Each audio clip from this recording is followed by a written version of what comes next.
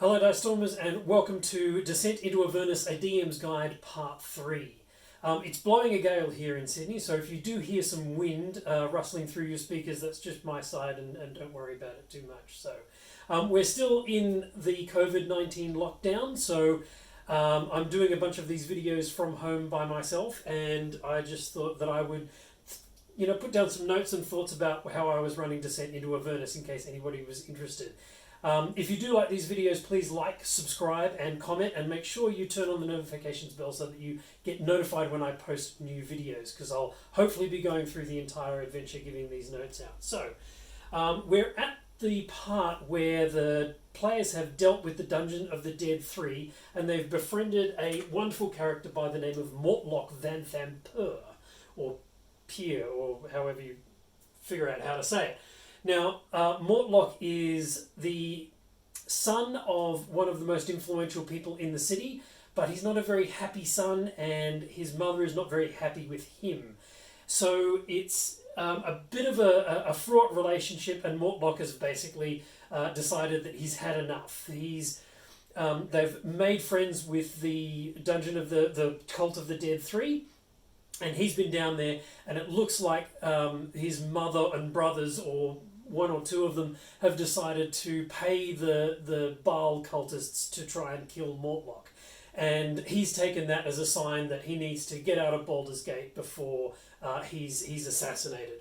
So you've saved his life, so he's indebted to you, and he gives you the next piece of the puzzle, and that's that the power behind the Cult of the Dead 3 is in fact the Vanthampur family, and they are sowing all of this discord in Baldur's Gate for some nefarious purpose, of which he's not really very au fait. So he gives you the clues that you can go and confront his mother, the Duke, and her name is Duke Fela Mara Vanthampur, but he suggests that you don't confront her without leverage. He wants to flee Baldur's Gate as quickly as possible, and it's only through a sort of a fairly meaty charisma check that he will stick around and help you if you give him a good reason. So reasons abound, to be honest. He can help take down his own family and cause his brothers and mother distress and loss of life or liberty, or at least money. So he's willing to help you do that. And he suggests that you use his brother, Emmerich Vanthampur, for leverage.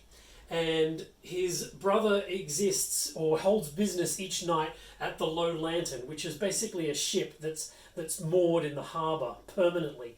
And he suggests you go there and you capture Emmerich and use him to help negotiate with his mother. So Emmerich is not going to come lightly, and this is where the game gets very sort of sandboxy. There's been quite good sandbox elements up until this point, but here is where it really opens up and says you can kind of take this and deal with these situations however you like. So he's doing business at the Lone Lantern. You can go there, have a chat to him. He thinks you're there to borrow money like everybody else, and there's a good way to kind of get to know him and figure out his movements. The trouble is that there are three, I guess you would call them imps, that are in the service of his brother, who are invisible and who watch everybody who comes and goes from this tavern, the Low Lantern.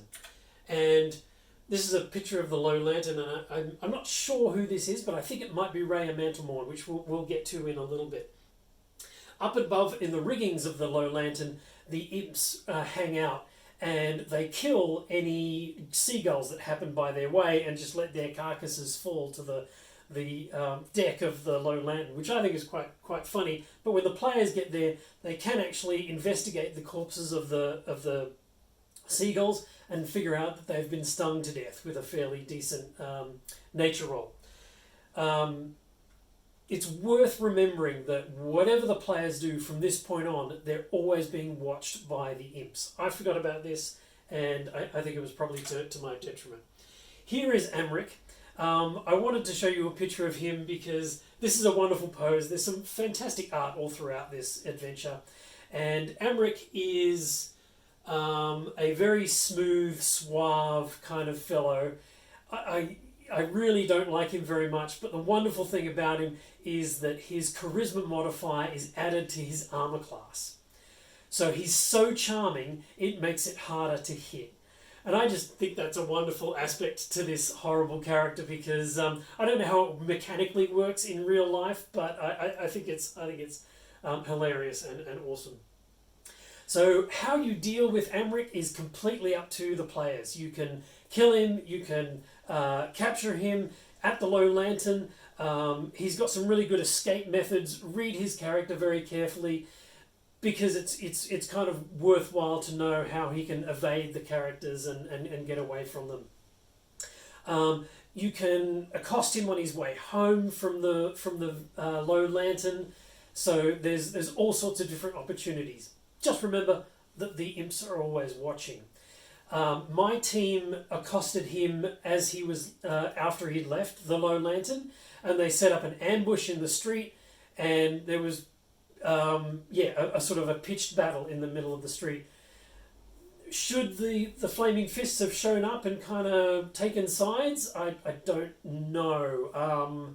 I chose not to, and I chose that they could sort of capture Emmerich and take him off to wherever they needed him to go. And so that was how my team dealt with Emmerich. It's very sandboxy, it's very open-ended, and the way that your team might be handling him would be very different. I'd just say, give the module quite a thorough read because it gets quite interesting at this point. So then, after that, we've got Rhea Mantelmorn. I forgot to mention Rhea. So Rhea is a person who will approach you at the Low Lantern if you're seen there talking to Emmerich or scoping him out. She's sort of divined through whatever senses she has as a paladin that you are good guys, and she will approach you after the conversation that you've had with Emmerich and ask to help or join your party or do whatever. And she's kind of in a bit of a tough spot because she escaped or she watched as Eltruel fell as the companion light went out, and she fled to Baldur's Gate and managed to get in just before they locked the city and had all the people stuck outside. So she was she's wanted. She was in a pitched battle and managed to unfortunately kill or wound some Flaming Fists, and as a result there are people very keen on her capture. So if she comes with you, you kind of need to remember that as well. Another thing I forgot. So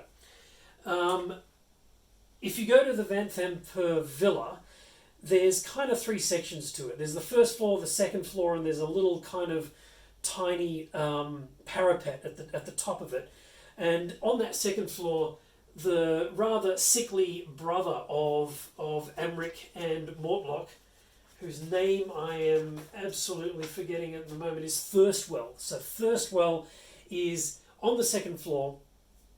The villa is really interesting because they go to great lengths to say that there's lots and lots of opulent things in the villa, but none of them fit together. It's like someone with no taste and a whole bunch of money made a mansion. And so there's tapestries on the wall and rugs that don't match, and there's all of these things that individually are quite expensive, but clash with each other when you put them all together in the same room. Thirstwell kind of basically lives in the villa and uses his imps to spy on the city.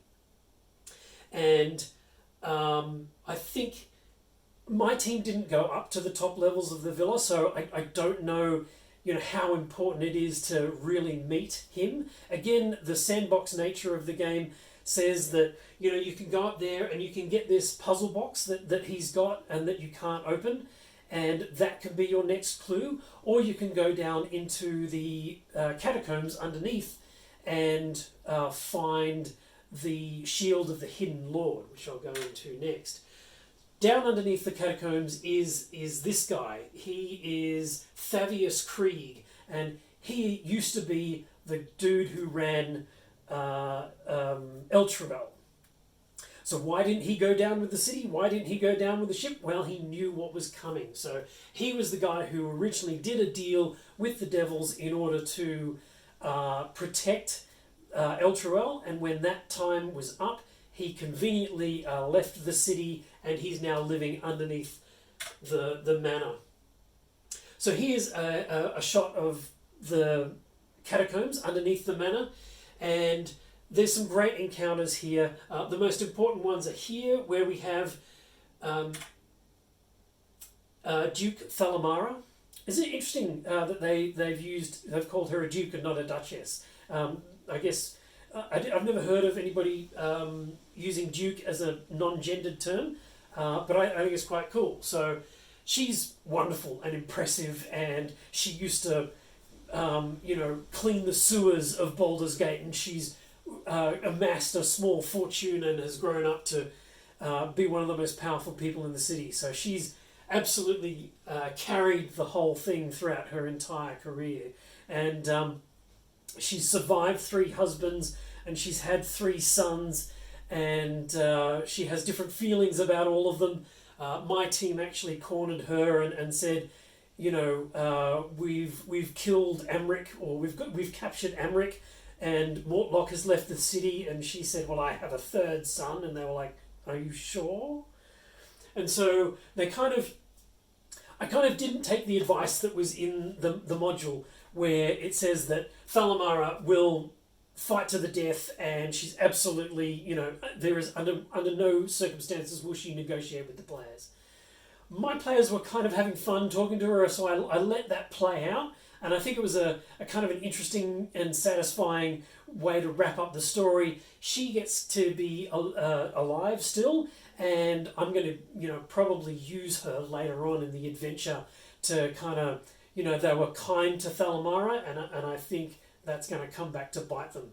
If there's ever an opportunity that you can have to let a big bad guy slip away, or negotiate their way out of a situation, or prey on the good graces of the players, I think that's a really great way of using that to have them come back into the story at some point at a later date.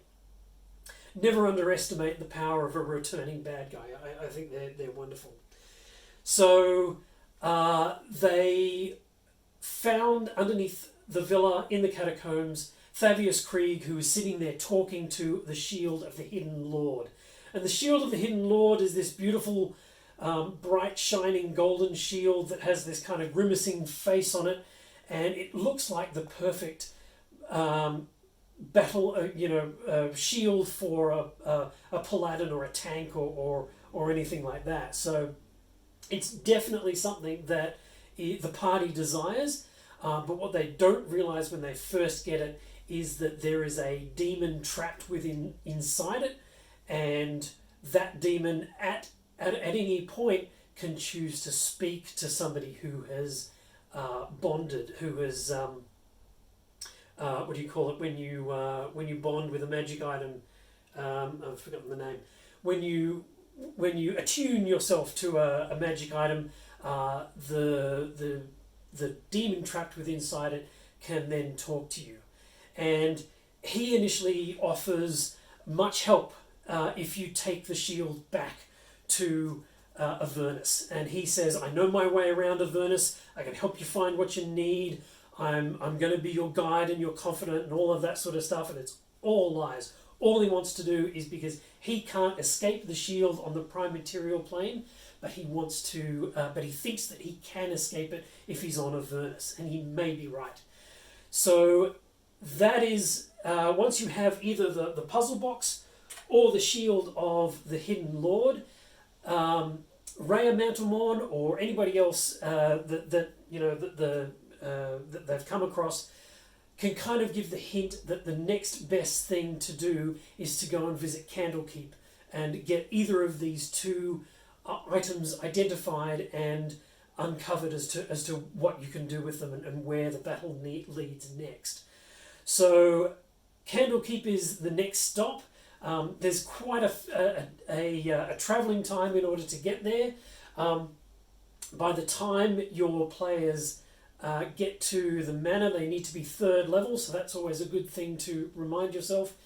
And other than that, I think this is a really sort of sandboxy, fun part of the adventure. So listen to your players and go with where they're leading you, and have fun with it. Thanks for watching. Please like, subscribe, comment, and turn on the notifications bell, and I'll see you next time.